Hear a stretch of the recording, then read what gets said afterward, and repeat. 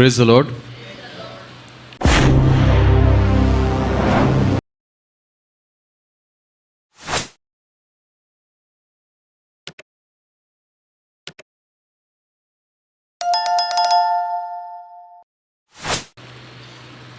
अभी just phone आया मेरे को, एक प्रेयर रिक्वेस्ट है। रायपुरा में एक बच्चा पढ़ता था, अनाथ बच्चा जिसका नाम गोलू। आज वो झारखंड में सेवकाई कर रहा है, पास्टर है, चर्च है उसके पास, पर उसका सहारा कोई नहीं है। उसके अभी 10 दिन पहले एक बच्चा हुआ है, जो बच्चा अभी 10 दिन से आईसीयू में है। और मैं जितना जानता हूँ 10 दिन का आईसीयू का मतलब है कम से कम 50-60 हज़ार रुपये वो लगा चुका है। अभी उसका फ़ोन आया कि प्रार्थना करना, मेरे बच्चे को प्रभु एक नया जीवन दे, उसको तंदुरुस्त करे, स्वस्थ करे, और उस जो परेशानी में है उससे प्रभु उसको निकाले। साथ ही उसने मुझसे हेल्प भी मांगी है। परमेश्वर की अगुवाई होगी, मेरी इच्छा है उसको देने की। मैं आप लोगों से नहीं मांग रहा हूँ, पर मेरी इच्छा है उसको देने की। चर्च से दे, परमेश्वर बहुतायत की आशीष दे आप लोगों को। हमेशा खड़े रहते हैं उन लोगों के लिए जिनका कोई सहायक नहीं। मैं ऐसे फ़ोन उठाता नहीं हूँ चर्च सर्विस में, पर प्रभु की इच्छा थी, मैंने उसको उठाया। मैं जानता हूँ क्योंकि मेरी बच्ची खुद आईसीयू में रही है। एंजल जब पैदा हुई थी 7-8 दिन आईसीयू में थी। मैं उस दर्द को समझ सकता हूँ। और जब कोई सहायता नहीं होती है ना, तब दिल में बहुत बड़ा यूँ लगता है कि कैसे करेंगे हम। मैं इस छोटी सी कलीसिया का बहुत बहुत धन्यवाद देता हूँ कि प्रभु ने वो दिल दिया है कि हमारे पास ना होते हुए भी हम देने के लिए तैयार रहते हैं। आमीन। बहुत बहुत धन्यवाद आप लोगों का। आइए आज के वचन को हम देखेंगे यूहन्ना में से, यूहन्ना, दूसरा यूहन्ना और उसका पहला अध्याय। एक ही अध्याय है इसमें, पेज नंबर 338, और पहली आयत से पढ़ें, पहला और दूसरी आयत। मुझ प्राचीन की ओर से उस चुनी हुई महिला और उसके बच्चों के नाम, जिनसे मैं सच्चा प्रेम रखता हूँ, और केवल मैं ही नहीं वरन वे सब भी प्रेम रखते हैं जो सत्य को जानते हैं। वह सत्य जो हम में स्थिर रहता है और सर्वदा हमारे साथ अटल रहेगा। धन्यवाद। अब यूहन्ना क्या कहना चाह रहा है इन शब्द से, इन आयतों से? यहाँ पर एक बात अगर मैं कहूँ तो क्या बोलता है वो, कि चुनी हुई महिला और उसके बच्चों के नाम। महिला कौन है ये, और उसके बच्चे कौन हैं? यदि बाइबल के भेदों की बात करें तो बाइबल में कई एक जगह शब्दों को इस्तेमाल करा है एक प्रतीक के रूप में। सच में ये महिला के विषय में नहीं कह रहा, एक कलीसिया के विषय में कह रहा है, और बच्चे उसके यानी कि कलीसिया के मेंबर्स। पर महिला का एक दर्जा दिया है इसको। रीज़न क्या है मालूम है आपको? क्योंकि महिला के जो गुण हैं वो और कलीसिया के गुण मिलते हैं। और महिला को प्यार जब हम करते हैं, एक पुरुष जब महिला को प्यार करता है तो उसकी जिम्मेदारी बन जाती है कि पूर्ण रूप से उस महिला की हर एक आवश्यकताओं को पूरा करें। और पौलुस इफिसियों में इसकी बात को स्पष्ट भी करता है कि आप पति हैं तो पत्नी के हक को ना मारें। आज अगर कलीसिया का सर की बात करें तो कौन है? प्रभु यीशु मसीह। इस कलीसिया का यदि कोई पति है तो वो है प्रभु यीशु मसीह। प्रभु यीशु मसीह की इस जिम्मेदारी बन जाती है कि हम जो उस कलीसिया के मेंबर्स हैं और जो कलीसिया है उसकी पूर्ण रूप से हर एक प्रकार से सुरक्षा करें, उसकी हर एक प्रकार की आवश्यकताओं को पूरा करें। महिला एक कोमलता को दर्शाती है, एक निर्बलता को दर्शाती है। यदि इस दुनिया के पाप के विषय में बात करें तो सबसे पहले शैतान ने एक महिला को ही बहकाया। ये कहीं ना कहीं साबित होता है कि महिला बहुत ही ज़्यादा भोली है, दिल की साफ है, कोई भी उसको अपने बातों में फंसा सकता है। इन्हीं गुणों को यदि हम कलीसिया के ऊपर लेके आए तो कलीसिया भी ऐसी है। यहाँ के जो मेंबर्स हैं वो भी बहुत ही जल्दी, कलीसिया भी क्या हो जाती है, टूट सकती है। इसका कारण, इसके विषय में चेतावनी पौलुस दे चुका है अपनी गलातियों की कलीसिया में। वहाँ पर साफ साफ कहता है कि तुम्हें किसने ये नई शिक्षा दी और ये नया सुसमाचार कहाँ से आया।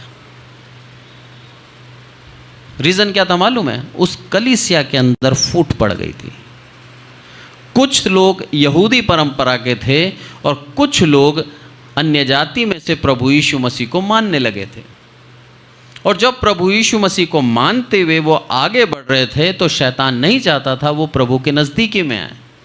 तो वो नहीं चाहता था कि हम प्रभु के पास आए, इसीलिए उसने क्या कर दिया, उस कलीसिया में फूट डाल दी। और फूट कपड़े होती मालूम है? जब पुराना मसीह नए मसीह को आगे बढ़ता देखता है तो उसको कहीं ना कहीं लगता है कि मैं 15 साल से आ रहा हूँ, आज मेरे को वो जगह नहीं मिली जो ये 3 महीने पहले जो ईसाई आया है, इसने आज आगे आ गया, कोयर के अंदर सबसे आगे आ गया, लीडिंग करने लगा, सारे कामों के अंदर ये सबसे आगे भागीदार करता है, भागीदारी लेता है। और इन बातों के कारण उन यहूदी परंपरा को मानने वाले जो मसीह थे, उन लोगों ने गैर यहूदी जो लोग थे उनके अंदर फूट डाल दी और उनको परंपराओं के ऊपर लाद दिया कि ये सारी परंपराएं यदि तुम करोगे तो ही तुम प्रभु के नज़दीक में आ सकोगे। कितना ज़्यादा विरोधाभास था। पौलुस सिखा के गया था और ये करने क्या लगे थे, बिल्कुल अलग हो गया ना। यही कारण था उस कलीसिया में फूट पड़ने लगी। और जब पौलुस दोबारा आया तो बोलता है, चेतावनी देता है, बोला तुम्हें किसने सिखाया? अरे प्रभु यीशु मसीह के सुसमाचार को मत बदलो। प्रभु यीशु मसीह का जो सुसमाचार है जो था वैसा ही होना चाहिए। प्रभु यीशु मसीह पूरे संसार के लिए उसने बलिदान दिया। इसलिए बलिदान नहीं दिया कि यहूदी लोग परंपराओं को निभाते थे और गैर यहूदी परंपराओं को नहीं निभाते थे तो प्रभु यीशु मसीह सिर्फ यहूदियों के लिए मरा, ऐसा नहीं है। वो सबके लिए उसने अपने प्राणों को दिया। हमारी धार्मिकता को देखते हुए नहीं, हमारे पापों को देखते हुए उसने प्राण दिए। तो हम कैसे कह सकते हैं कि इन कामों के द्वारा हम क्या हो जाएंगे, धर्मी हो जाएंगे? नहीं कह सकते ना। यही चीज़ सिखा रहा था वो। और यही इन बातों की इस विषय में यदि कहें तो यूहन्ना भी क्या बोलता है कि हे महिला, महिला के रूप में उसने कलीसिया को संबोधित किया है कि उस चुनी हुई महिला और उसके बच्चों के नाम ये पत्री लिख रहा हूँ मैं। आज ये पत्री हमारी कलीसिया के लिख रहा है वो, ये समझ लीजिए आप। जो भी कलीसिया है, जितने भी चर्च हैं, उन चर्चों के लिए और उन चर्च के अंदर रहने वाले विश्वासियों के लिए ये पत्र लिखा जा रहा है। और पत्र में क्या है कि मैं सच्चा प्रेम रखता हूं। यदि हम प्रभु की सत्य के साथ चलते हैं तो मेरा प्रभु यीशु मसीह भी हमसे सच्चा प्रेम रखता है। और प्रेम के जैसे ही हम प्रेम रखते हैं तो हमारे लिए कुछ दायित्व भी होते हैं, कुछ कर्तव्य भी हुए हैं कि उन प्रेम के द्वारा उन कर्तव्यों को पूरा करना है। मैं एक पति हूँ, मेरी पत्नी और 3 बच्चे हैं।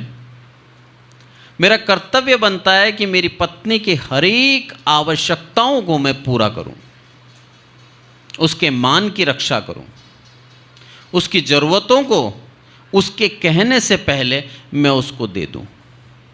ये एक पति का कर्तव्य है। और इसी तरह से प्रभु यीशु मसीह का भी कर्तव्य बन जाता है इस कलीसिया के लिए कि हमारे मान का आदर रखे, हमारी ज़रूरतों को पूरा करे और हमारे मांगने से पहले हमारी आवश्यकताओं को वो जाने। और इसलिए मत्ती में वो कहता भी है कि मैं तुम्हारी आवश्यकताओं को तुम्हारे मांगने से पहले जानता हूँ। क्यों? क्योंकि तुम मेरी एक दुल्हन के समान हो, मेरी एक कलीसिया मेरी एक दुल्हन के समान है। मैं जानता हूँ तुम्हें, क्योंकि मैं तुमसे उतना प्रेम रखता हूँ। ये प्रेम का व्यवहार है। जितना हम अधिक प्रेम रखेंगे उतना ही हम दूसरे के लिए जानना बढ़ता जाएगा और एक समय ऐसा आ जाएगा, वो बोले या ना बोले, हमें मालूम होगा उसको मन में क्या है और वो क्या चाहता है। इसलिए यहां पर क्या बोलता है आगे, जब हम पढ़ते हैं कि न केवल मैं ही नहीं वरन वह सब भी प्रेम रखते हैं जो सत्य को जानते हैं।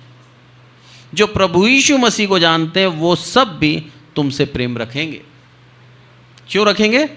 क्योंकि हम में एक ही आत्मा है, वही आत्मा जो प्रभु ने हम पर उंडेला वही हम में है।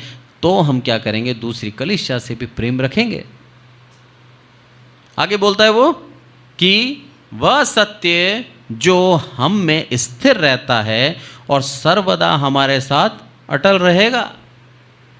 प्रभु यीशु मसीह हम में स्थिर है और सर्वदा हमारे लिए क्या है? अटल है, कोई हटा नहीं सकता उसको।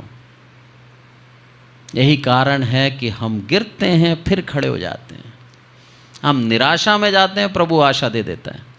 हम परेशानी में आते हैं, उस परेशानी से प्रभु हमें हटा लेता है, क्योंकि वो अटल है और हमारे साथ साथ है, टलेगा नहीं। दुश्मन चाहता है, शैतान चाहता है कि हम निराशा में डूब जाएं, बाहर नहीं निकले, क्योंकि निराशा ही एक ऐसी चीज है जिसके आने से हम ऑटोमेटिक सब कुछ छोड़ देते हैं।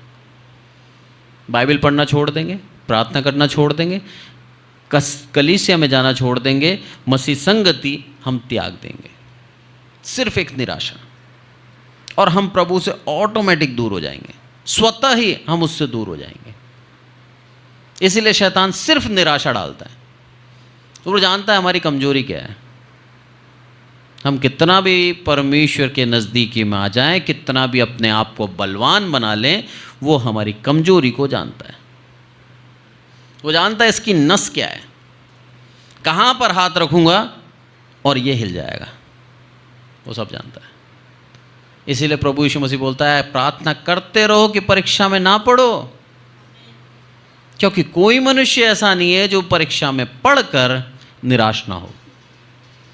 कई प्रभु के दास हैं जिन्होंने उसके ऊपर विश्वास बनाए रखा और वो चाहता है हम भी वैसे ही रखें, पर शैतान जानता है, शैतान को हल्के में ना लें, बहुत शक्तिशाली है।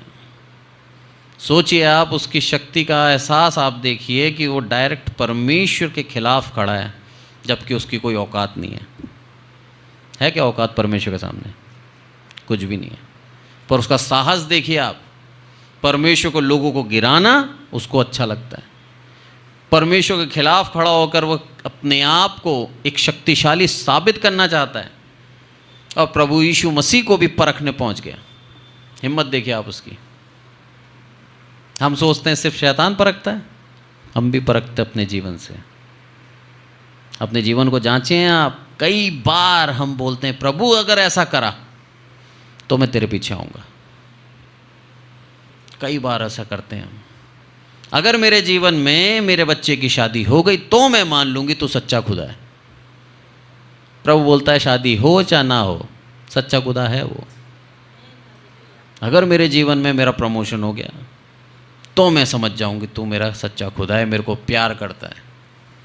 इन बातों से कई बार हम सोचते हैं प्रभु को फंसा लेंगे, नहीं हो सकता। उसने हमें रचा है, हमने उसे नहीं रचा। सबसे बड़ी खूबसूरती है ईसाई धर्म की, हमारे परमेश्वर ने हमें रचा है, हमने परमेश्वर नहीं रचा। हमने नहीं बनाया उसे, उसने हमें बनाया। और वो जानता है हमारी कमी क्या है, हमारी घटी क्या है, और वो चाहता है हमें आगे बढ़ाना।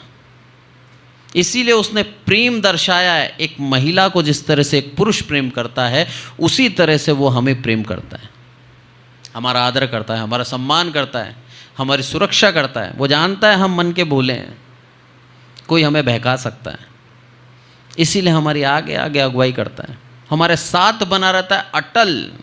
लिखा है ना यहाँ पर, साथ में अटल रहेगा, टलने वाला नहीं है मेरा प्रभु। कोई चाहे कि हटा दे हमसे दूर, नहीं हटा सकता जब तक हम खुद अपने दिल से उसको ना हटाएं।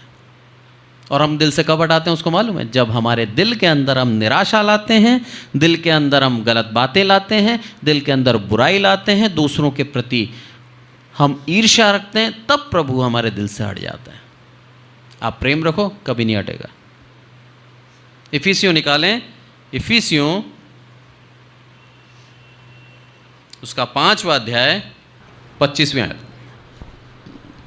हे पतियों, अपनी अपनी पत्नियों से प्रेम रखो, जैसा मसीह ने भी कलीसिया से प्रेम करके अपने आप को उसके लिए दे दिया। हे पतियों, अपनी अपनी पत्नियों से क्या रखो? प्रेम रखो। उपमा दिए, जिस तरह से मसीह ने भी क्या करा, कलीसिया से प्रेम रखकर अपने आप को दे दिया। कितना महान प्रेम था उसका, और कितना महान प्रेम है उसका। उसने अपने आप को देने के बावजूद भी आज भी वो हमसे प्रेम रखता है। बोलता है तुम प्रेम रखो जिस तरह से मसीह ने प्रेम रखा। आज हम यदि उस तरह से प्रेम रखते हैं तो हमारे प्रेम के अंदर कभी भी मिलावट नहीं होगी और हमारा प्रेम अटूट रहेगा, क्योंकि निस्वार्थ प्रेम हो जाएगा। फिर वो कोई आशा थी क्या प्रभु यीशु मसीह को हमसे? कोई आशा नहीं थी। प्रभु को मालूम था इनके लिए मैं जान दे रहा हूं, यही मेरी बुराई करेंगे, इनके लिए मैं जान दे रहा हूं, यही मेरे नाम को अपवित्र करेंगे। उसके बावजूद भी उसने हमारे लिए जान दी। ये हो उसका प्रेम। वो जानता है हमारा भविष्य क्या है। कई बार हम निराश हो जाते हैं और सोच में पड़ जाते हैं कि प्रभु होगा क्या। कई बार जीवन में सोचते हैं, और ज़्यादातर ये सोच, ये विचार किन लोगों के मन में आते हैं मालूम है? टीनेजर्स के मन में, जो अभी किशोर अवस्था में 14 साल से बड़े हो चुके हैं और 15 साल में लगे हैं, वो अपने मन में विचार करते रहते हैं। और 14 से 25 जो एज होती है पूरे 10 साल की, ये बहुत ही कठिन एज है उस बच्चे के लिए, क्योंकि वो अपने आप को वयस्क समझने लग जाता है, अपने आप को जवान समझने लग जाता है। पर सच में किशोर अवस्था एक बचपने की अवस्था होती है। अपने आप को सोचता है मैं बड़ा हो गया हूँ, अब मैं सब कर सकता हूँ, और गलतियाँ करता है, पाप में पड़ जाता है। प्रभु चाहता है उस अवस्था में भी हमें थामे रखना, हर एक समय हमें वैसा ही प्रेम रखना, भले ही हम किसी भी अवस्था में क्यों ना हो। पिता कई बार बोलता है उस अवस्था में बच्चे से, बेटा रुक जा, तेरा समय नहीं आया है। मानता है क्या बेटा? नहीं मानता। नहीं, मैं बड़ा हो गया हूँ, मेरे को मत टोको अब। फिर जब गलती हो जाती है तब अंदर मन में लगता है कहीं ना कहीं पिता सही कह रहा था, माता सही कह रही थी, पर बोलता नहीं है माँ बाप से सामने। क्यों? कहीं ना कहीं उसका ईगो बोलने नहीं देता। प्रभु नहीं चाहता कि हम ईगो रख के प्रभु यीशु मसीह के सामने कुछ बातें छुपाएं। वो हमसे बेहद प्रेम रखता है, उसी उदारता से हम उसके पास आए और उसको कह दें, बुरा नहीं मानेगा, कभी नहीं मानेगा। वो जानता है ये ऐसा ही है। एक माँ रखती है ना अपने बच्चे से प्रेम। आज जोना, मेरा छोटा वाला बेटा 2.5 साल का है, बहुत मस्ती करता है। मेरी पत्नी को कई बार डांट देता है। अब आप बोलोगे डांटेगा कैसे? चिल्ला जाता है। तो भी उसकी माँ, मेरी पत्नी, उससे रिश्ता तोड़ देती है क्या?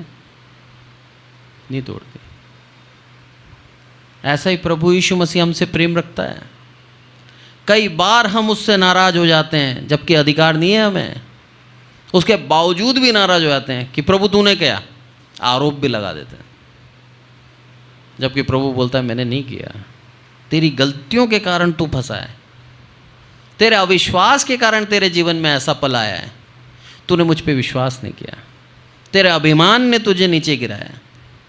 उसके बावजूद भी हम उस पर आरोप लगाते हैं और उसके बावजूद भी वो क्या करता है, हमें क्षमा कर देता है। जिस तरह से जस्टिन या फिर मेरा जॉना, कोई भी बच्चा हो, गलती से भी गिरा है, माँ पीछे खड़ी है, उनको ऐसा लगता है माँ का हाथ लग गया या माँ ने पकड़ने की कोशिश करी और वो गिर जाते हैं और आरोप लगा देते हैं उस भोलेपन से कि माँ ने धक्का दिया या माँ ने सही से नहीं पकड़ा मुझे। और उसके बावजूद भी माँ का प्रेम देखिए, ठीक है बेटा मेरी गलती, और उसको गले से लगा लेती है। यही प्रभु यीशु मसीह करता आ रहा है हमारे साथ, बार बार गले लगाता है, बार बार अपना प्रेम दर्शाता है, उसके बावजूद भी हम भागते हैं उससे। प्रभु नहीं चाहता ऐसा करें हम, क्योंकि आज वो समय है ग्रेस पीरियड, आज वो अनुग्रह का समय है। आज तो हमें वो माफ़ करेगा बार बार, पर जब उसका दूसरा आगमन आ जाएगा फिर माफ़ नहीं करेगा, और दूसरा आगमन नज़दीक है, समय निकट है। हम अपने आप को जांच लें। यहाँ पर वो कितने प्यार से संबोधित करता है पूरी कलीसिया को कि वो एक महिला है, चुनी हुई, विशेष है वो। हमारी कलीसिया चुनी हुई है, हम धन्यवाद दें उसको।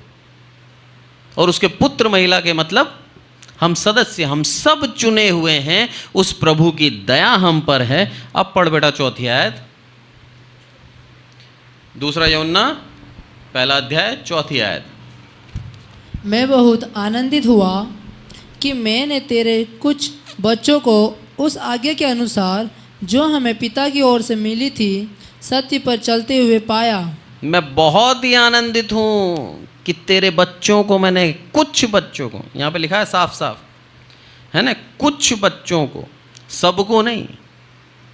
पूरी कलीसिया से प्रेम रखा, पूरी कलीसिया का उसने आदर किया, पूरी कलीसिया का उसने क्या करा, प्रोटेक्शन दी, सुरक्षा करी। पर उसके अंदर से कुछ बच्चे हैं जिन्होंने उसकी आज्ञा का पालन किया। अब हमारा कर्तव्य बनता है कि हम उसके उन कुछ बच्चों में अपना नाम जोड़ लें, कि मैं प्रभु वो कुछ बच्चों में आ जाऊं, सब में ना रहूं। जब मैं उन कुछ बच्चों में आऊंगा तब तेरे अनुग्रह की दृष्टि मुझ पर होगी, तेरा कृपा का हाथ हमेशा मुझ पे बना रहेगा। यमुना यहाँ पर साफ कहता है, बोला कुछ बच्चों ने क्या करा, बहुत ही ज़्यादा क्या करा, आज्ञा का पालन किया। और जो आज्ञा मैंने तुझे दी थी, कोई नई आज्ञा नहीं है, वही पुरानी आज्ञा जो प्रभु यीशु मसीह ने दिया था मत्ती के अंदर, कि अपने पूरे मन से, प्राण से क्या कर, अपने पिता परमेश्वर को प्रेम रख, और उससे बड़ी आज्ञा अपने पड़ोसी से प्रेम रख। इसी प्रेम के विषय में बोल रहा हूँ मैं। आज इस कलीसिया के अंदर वो मसीह प्रेम दिखता है मुझे, कि जब अज्ञान व्यक्ति, अनजान व्यक्ति के विषय में भी बोला जाता है तो भी हम तुरंत तैयार हो जाते हैं उसकी मदद के लिए। ये है वो मसीह प्रेम। आज वो रकम बहुत बड़ी नहीं है, पर वो दिल बहुत बड़ा है जो हम देना चाहते हैं। मैं धन्यवाद देता हूँ कि हम अलग कलीसिया हैं, हम चुनी हुई कलीसिया हैं, और आप सब चुने हुए बच्चे हो उसके। आपको चुना है उसने, हम धन्यवाद दें उसे कि हम वो हैं जो उसकी आज्ञा का पालन कर रहे हैं। और उसकी आज्ञा क्या पालन है, अपने पड़ोसी से अपने समान प्रेम रख। वही प्रेम रखा ना हमने अभी। जैसे ही पता लगा उस अनजान व्यक्ति के बच्चे के विषय में कि आईसीयू में है, तुरंत आपने बोला कलीसिया से आप दे सकते हैं। वो प्रेम, वो पैसा से बड़ा वो प्रार्थना है जो आज हम उसके लिए करेंगे। वो आ जाएगा बच्चा बाहर, जीवित, सुरक्षित। इसी कलीसिया में मैं बताऊंगा वो आज ठीक है, क्योंकि हम उसके लिए प्रार्थना करेंगे। और प्रभु कहता है जब एक मन होकर 2 या 2 से अधिक व्यक्ति प्रार्थना करते हैं तो मैं सुनता हूँ उस निस्वार्थ प्रार्थना को, क्योंकि मेरा पिता महान है और वो अपनी महिमा कराना चाहता है। हमारे जीवन से सिर्फ हम उसकी महिमा करें। 5वीं आयत पढ़ें। अब हे महिला, मैं तुझे कोई नई आज्ञा नहीं, पर वही जो आरंभ से हमारे पास है लिखता हूँ और तुझसे विनती करता हूँ कि हम एक दूसरे से प्रेम रखें। कि हम एक दूसरे से क्या रखें? प्रेम रखें। यही आज्ञा लिख रहा हूँ मैं हर एक कलीसिया को, कि हम एक दूसरे से प्रेम रखें। और वो साबित होता है जब हम एक दूसरे की मदद करते हैं तब। प्रेम बोलने से नहीं होता। पति कितना ही बोलता रहे मैं अपनी पत्नी से प्रेम रखता हूँ और पत्नी की ज़रूरतें पूरी ना करें, उसको कपड़े ला के ना दें, उसके लिए सामान ला के ना दें, तो क्या वो प्रेम करता है? नहीं करता। जब तक उसकी ज़रूरतें पूरी नहीं करता तब तक प्रेम नहीं करता। ऐसे हमें भी एक दूसरे की ज़रूरतों को भी देखना है। सिर्फ मुंह से कहना प्रेम रखना अलग बात होती है, त्याग देना वो होना चाहिए। एक दूसरे की सह लेना ये होना चाहिए, क्योंकि वचन कहता है, मैं थोड़ी कहता हूँ। एक दूसरे की सहो, एक दूसरे से प्रेम रखो, क्योंकि न्याय तो परमेश्वर है। हमको किसने अधिकार दिया न्याय करने का? हम उसी आधार पर अपने आप को चलाएं जो उसकी आज्ञा है। जब हम उसकी आज्ञा के अनुसार चलते हैं तो निश्चय हमारे ऊपर आशीष आएगी। निश्चय हमसे भी प्रेम रखने वाले आएंगे, हमारी भी ज़रूरतें पूरी की जाएगी। और 8वीं आयत क्या बोलता है? अपने विषय में चौकस रहो कि जो परिश्रम हमने किया है उसको तुम गंवा ना दो, वरन उसका पूरा प्रतिफल पाओ। जो परिश्रम हमने किया है तुम्हारे लिए, उसको गंवा मत देना। वो परिश्रम एक अगुवे का बता रहा है। आज इस कलीसिया के अंदर कई अगुवे हैं, कई अगुवे आए और प्रभु ने उनको इस्तेमाल करा, उसके बाद दूसरे को नियुक्त करा, प्रभु ने उसको इस्तेमाल करा, फिर तीसरे को नियुक्त करा। प्रभु अगुवों को लेके आता है और उसी आधार पर हमारे विश्वास में हम उन्नति करते हैं। यहाँ पर यूहन्ना क्या बोलता है? अरे उन अगुवों के उस परिश्रम को व्यर्थ मत जाने दो। बहुत परिश्रम किया तुम्हारे लिए, कलीसिया बनाई, कलीसिया बना के स्थापित करी, तुम लोग आए उस कलीसिया में बैठे, प्रभु के ऊपर विश्वास किया, और अब तुम्हारा विश्वास ठंडा कैसे पड़ जाए, अब तुम्हारा वो प्रेम खत्म कैसे हो जाए? एक दूसरे से प्रेम बनाए रखो। क्यों? क्योंकि तुम्हारा स्वर्गीय पिता परमेश्वर और तुम्हारा प्रभु यीशु मसीह तुम्हारे साथ अटल बना है। निस्वार्थ प्रेम रखना सीखें एक दूसरे से। भला अगर प्रेम नहीं रखते तो क्या होगा? वो खत्म हो जाएगा। जो हमने परिश्रम किया है वो गंवा दोगे तुम। और जो कलीसिया में जुड़ने का सौभाग्य मिला है उसका प्रतिफल तुम्हें नहीं मिलेगा। फिर तुम उनका किन बच्चों के समान हो जाओगे? जिन बच्चों ने आज्ञा नहीं मानी। पर हमें रहना किन के समान है? कुछ बच्चे जिन्होंने आज्ञा मानी है, उनके अंदर हमारी गिनती आनी चाहिए। प्रभु की 100 भेड़ें थी ना, उदाहरण दिया ना 100 भेड़ों का, एक भी खो जाती है तो उसको लेने जाता है। प्रभु के लिए हर एक इम्पॉर्टेंट है, हर एक महत्वपूर्ण है। कोई सी भी जाति का क्यों ना हो, कोई से भी धर्म का क्यों ना हो, और काला हो, गोरा हो, अपंग हो, स्वस्थ हो, कैसा भी क्यों ना हो, मेरे प्रभु यीशु मसीह के लिए वो योग्य है। निराशा घेर ना ले। शैतान सबसे पहले हमें अयोग्य साबित करता है कि हम अयोग्य हैं, कोई हमें प्यार नहीं करता। पर मेरा प्रभु यीशु मसीह आपसे प्रेम रखता है, चाहता है आपको, और अपनी भेड़ों के झुंड में इकट्ठा करना चाहता है, और उसकी सुरक्षा कर कर उसकी सारी आवश्यकताओं को पूरा करना चाहता है। और वो चाहता है कि जो प्रतिफल हमारे लिए रखा गया है वो प्रतिफल हम पाएं, रास्ते में आके भटक ना जाएं। जिस उत्साह से हमने उसको ग्रहण किया था उस उत्साह में बनकर उस प्रतिफल तक पहुंचे। नहीं तो होता क्या है, उत्साह के साथ आ तो जाते हैं मसीह में, और कुछ समय बाद वो उत्साह ठंडा हो जाता है, और उसके बाद फिर हम वैसे ही जीने लग जाते हैं जैसे मसीह के आने से पहले हम जीते थे। प्रभु नहीं चाहता हम ऐसे जिए। प्रभु चाहता है हम उस प्रेम के साथ, उस उत्साह के साथ जिएं और हर एक के लिए मदद करते रहें। यही चाहता है प्रभु। कुछ समय पहले ही मैं मन में सोच रहा था, मैंने कहा प्रभु मुझे इस्तेमाल कर ज़्यादा से ज़्यादा, कि मैं तेरे वचन को हर एक जगह बोल सकूं और हर एक ज़रूरतमंद को, जो सच में ज़रूरतमंद है और जो मैं कर सकता हूं, प्रभु मुझे इस्तेमाल कर उसके लिए भी। और आज वो समय दे दिया उसने। हमारी प्रार्थनाओं को सुनता है वो। हम उसका कितना धन्यवाद दें।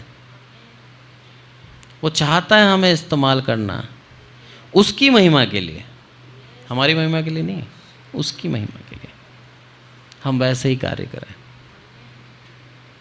आगे पढ़ते हैं हम। नबी आयत बोलता है, जो कोई मसीह की शिक्षा से आगे बढ़ जाता है और उसमें बना नहीं रहता, उसके पास परमेश्वर नहीं, और जो कोई उसकी शिक्षा में स्थिर रहता है उसके पास पिता भी है और पुत्र भी है। धन्यवाद दें, आज हमारे पास पिता भी है, पुत्र भी है। क्यों? क्योंकि हम उसकी शिक्षा में बने हुए हैं, स्थिर हैं, आगे नहीं बढ़े। है कई जो आज बाइबल से भी आगे ज्ञानी हो चुके हैं, बाइबल के अंदर गलतियां दिखा देते हैं। मेरा एक यूट्यूब के अंदर एक सब्सक्राइबर था शायद, वो कमेंट करके लिखता है कि तुम जो पौलुस के विषय में लिखाते हो, तो पौलुस एक फॉल्स प्रॉफिट है, मतलब एक झूठा अगुवा है। हम कैसे कह सकते हैं एक परमेश्वर के अभिषिक्त के लिए कि वो झूठा है? अरे वो झूठा है, सच्चा है, उसका न्याय करने का अधिकार प्रभु परमेश्वर को है, उस प्रभु यीशु मसीह को है। हमारे पास अधिकार नहीं है, हम उसका अनादर नहीं कर सकते, क्योंकि वो परमेश्वर का अभिषिक्त है। और वचन कहता है जो उसके अभिषिक्त का अनादर करता है मैं उसको नाश कर दूंगा। जेनेसिस 12 और उसके 3 में लिखता है। उत्पत्ति में लिखा है साफ साफ कि जिसको आशीष दोगे तो आशीषित होगा, और श्राप दोगे तुम श्रापित हो जाओगे। हम जबान से बोलने से पहले 10 बार सोचें हम किसके लिए कह रहे हैं और क्या कह रहे हैं। क्या हम गलत कहकर अपने लिए श्राप तो नहीं कमा रहे? इसीलिए हमें सोच समझ के बोलना चाहिए। पौलुस अगर झूठा होता तो नया नियम के अंदर 14 पत्रियां नहीं देते उसको। नया नियम के अंदर 14 बुक्स हैं पौलुस की, आधे से ज़्यादा नया नियम पौलुस के लिए समर्पित हो गया। क्या प्रभु यीशु मसीह जानता नहीं है कौन झूठा है कौन सच्चा है? दिया ने उसको अधिकार, आदर दिया ने उसको आदर। और उस व्यक्ति के लिए क्या बोलता है कि ये तो झूठा है। बड़ा दुख हुआ मुझे, मैंने उसको ब्लॉक कर दिया, क्योंकि मैं ऐसे लोगों से वाद विवाद करना नहीं पसंद करता। ये अज्ञानी है। परमेश्वर से प्रार्थना करी प्रभु इसको ज्ञान दे।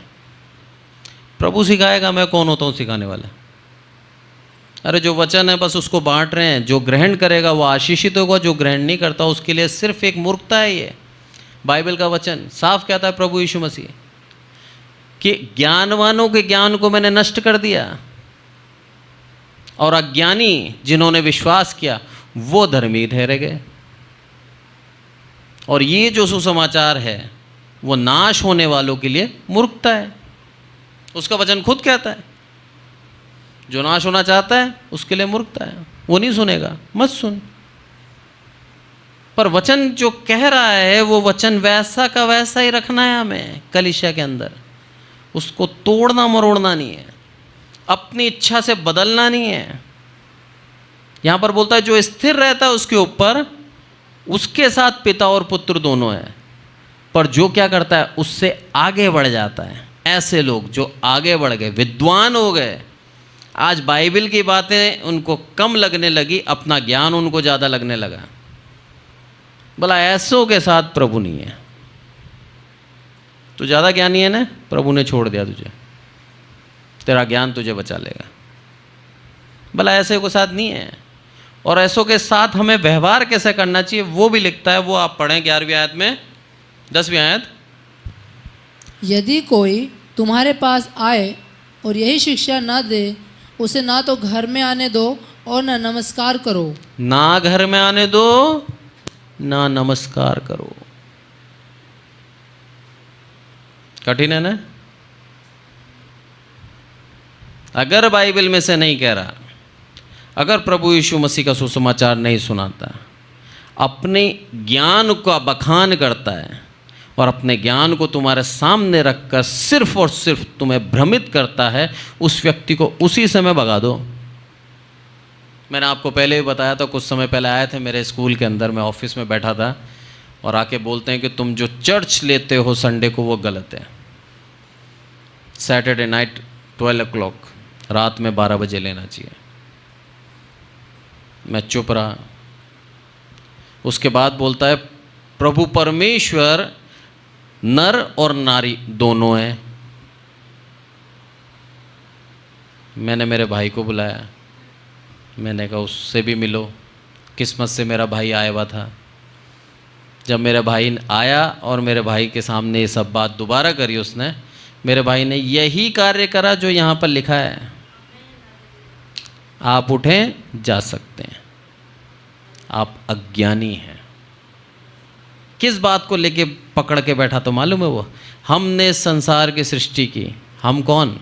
अरे परमेश्वर, पवित्र आत्मा और प्रभु यीशु मसीह।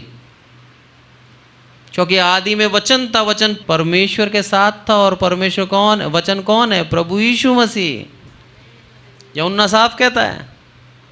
तो प्रभु यीशु मसीह जब से था और अंत तक है और हमेशा विद्यमान रहेगा। उस बात को तोड़ मरोड़ कर उन्होंने क्या कह दिया, हम मतलब नर और नारी हैं साहब।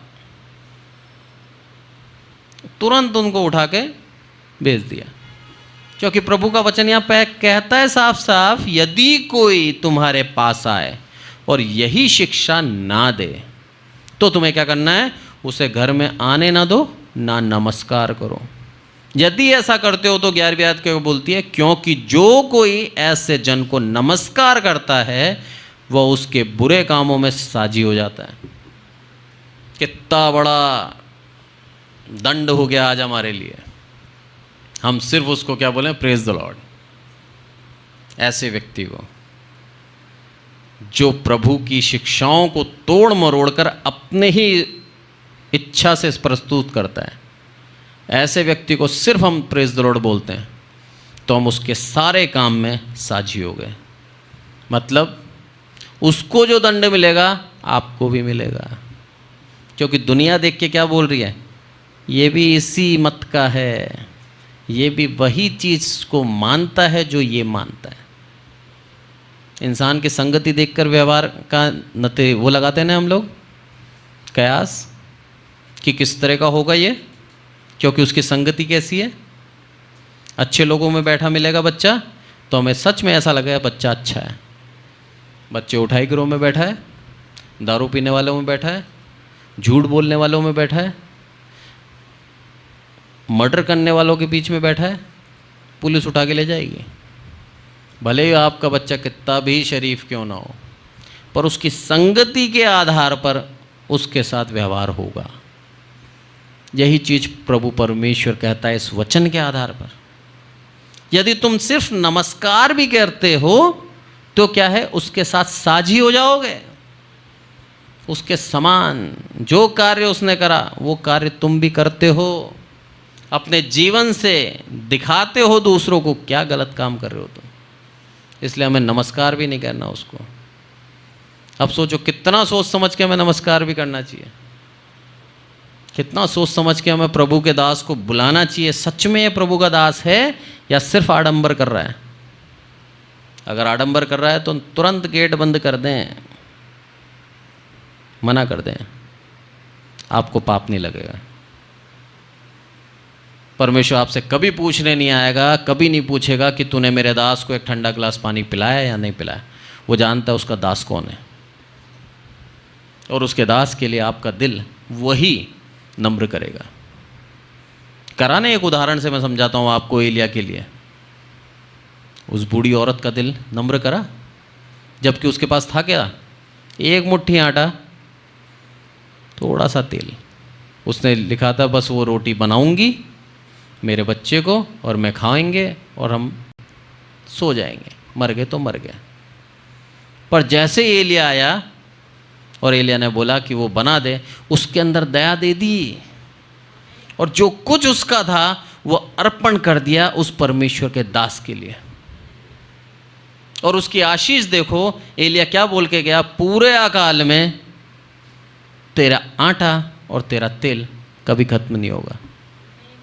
जो कुछ हमारे पास है हम दे दे प्रभु को। जो कुछ, जरूरी नहीं है बहुत ज़्यादा देना, जो है दे दो। आपके पास समय है, समय दे दो। आपके पास बोलने का कौशल है, आप वो दे दो। आप जगह जगह जाकर ट्रैक्स बांट सकते हो, आप वो समय दे दो। आप अपनी शक्ति, अपना श्रम दे दो।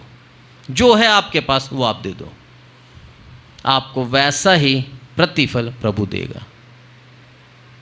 कभी थकोगे नहीं, कभी ख़त्म नहीं होगी उसकी आशीष आपके ऊपर से, क्योंकि आपने जो कुछ आपके पास था वो दिया है।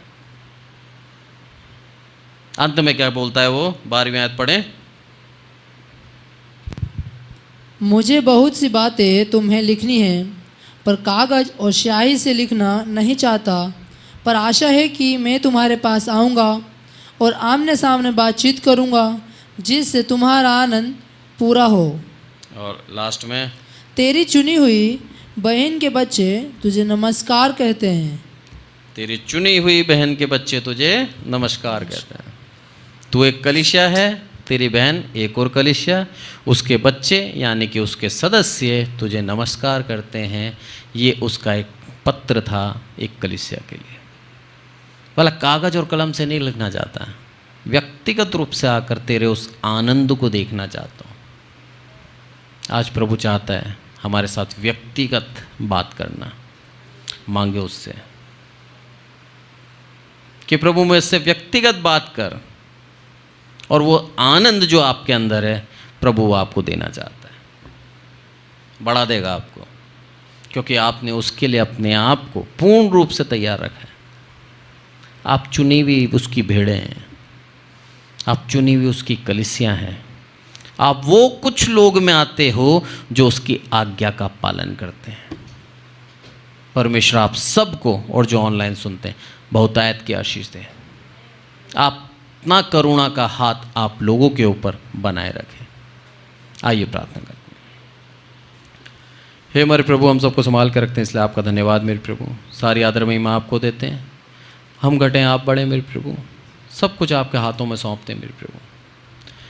मेरे प्रभु, इस कलीसिया के ऊपर आपकी करुणा, आपकी आशीष है, इसलिए आपका धन्यवाद देते हैं। सच में मेरे प्रभु, आपका वचन आज हमें सिखाता है कि सिर्फ और सिर्फ हम आपकी आज्ञा का पालन करें, और जो आपकी आज्ञा का अनुसार नहीं चलते हैं और जो अपनी इच्छा को आपकी इच्छा के बोल कर दुनिया के सामने लेके आते हैं, उन लोगों से हम दूर हो जाएं। मेरे प्रभु, सच्चे अगुवे को पहचानना की शक्ति, सच्चे अगुवे को पहचानने की सामर्थ्य आप दें। सारी आदर महिमा आपको देते हैं। हम घटें आप बढ़ें। आज के वचन पर आशीषित करना, और जितने लोग सुनते हैं मेरे प्रभु ऑनलाइन और जो मेरे प्रभु इस कलीसिया में बैठे, सबको आशीषित करना। आदर महिमा आपको देते हैं, प्रभु यीशु मसीह के नाम से मांगते हैं, आमीन। और अब प्रभु यीशु मसीह का अनुग्रह, पिता परमेश्वर का प्रेम, पवित्र आत्मा की सहभागिता हम में से प्रत्येक विश्वासी के अंत तक होती रहे। आमीन, आमीन, आमीन।